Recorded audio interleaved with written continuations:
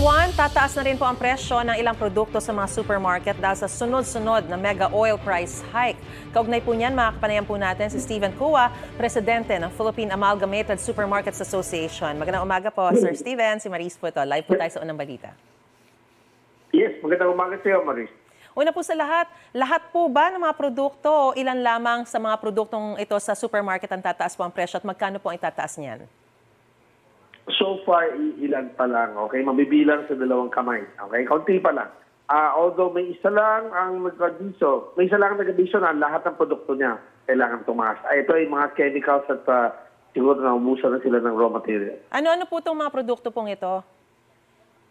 Well, halo-halo yan, no? Merong pasta, merong noodles, no? May pasta noodles, merong dilata, merong candies, no? So, iba-iba, no? So, depende kasi sa circumstance, no? Nung company, nung manufacturer. Oo, kasi po nauna na pong sinabi ng DTI na wala pong price increase sa ilang basic goods tulad po ng tinapay, delata, inuming tubig. Pero sinasabi nyo yung mga delata mukhang nagtaas na rin po. Pero yung tinapay po ba tsaka yung inumin na tubig ay exempted po ba ito sa mga produktong magtataas ang presyo? Well, I guess it's a general statement, no, na karamihan, no. I mean, if we're saying less than 10 companies pa lang nag-abiso, at sa dami ng manufacturers, no.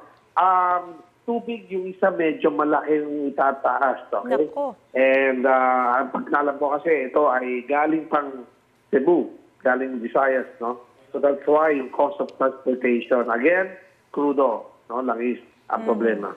Mga gaano po kalaking sinasabi niyong malaki ang itataas sa tubig? Naku, napakahalaga pa naman ng tubig.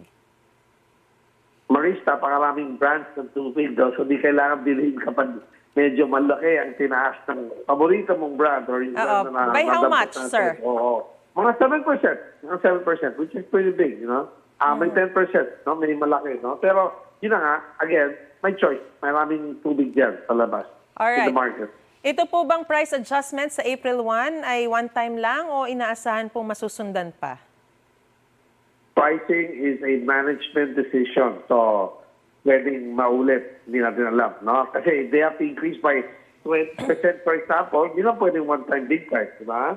So, you would do nila yan. Yes, you do nila. Tsaka syempre, nakatingin na sila sa merkado, sa reaction ng behavior ng consumers. No? Kung masyadong malaki tinaas sila, baka mag-shift nga ng brand ng tao. Diba? So, takot rin sila, kaya dahan-dahan lang. Alright, maraming salamat po, Steven Cua, Presidente po ng Philippine Amalgamated Supermarkets Association sa inyo pong panahon at sa impormasyong binigay niyo po sa amin. Ingat po. Maraming salamat sa iyo, Maris. Morning. Morning. Gusto mo bang mauna sa mga balita? Mag-subscribe na sa GMA Integrated News sa YouTube at tumutok sa Unang Balita.